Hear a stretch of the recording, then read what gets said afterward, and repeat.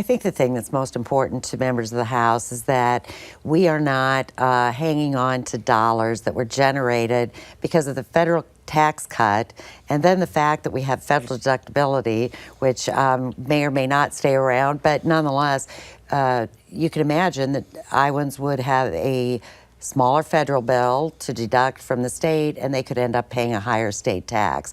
I don't think that was ever intended when we got tax cuts at the federal level, and we want to make sure those dollars stay in Iowans' pockets. So that will be kind of step one for us moving forward in a tax bill. And then building off that as we think very carefully and plan, looking at the runs moving forward.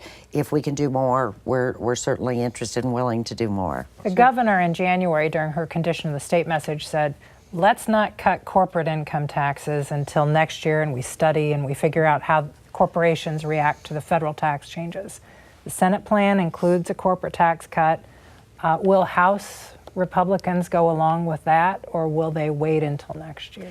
I think the conversation, we're kind of open to either conversation. I think here the governor is correct that there's a case to be made for seeing how things sort of settle after the federal tax reform and those tax cuts.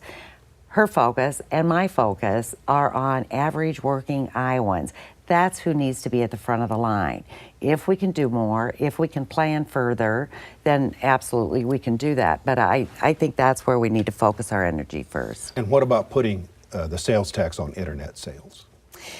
Well, if we're going to modernize our tax system, I think that's a discussion we need to have. So many of those, I think Iowans agree. They understand and agree with the idea of that Main Street fairness. Right. And I think we support that. They're less, they start to get a little startled when you say, but Netflix. They're, oh, wait, Netflix, well, that might be different. I don't know.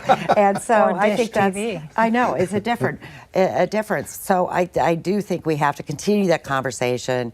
If we can move beyond that yet this year, perhaps. Don't tax my Netflix. I know, that's what we hear.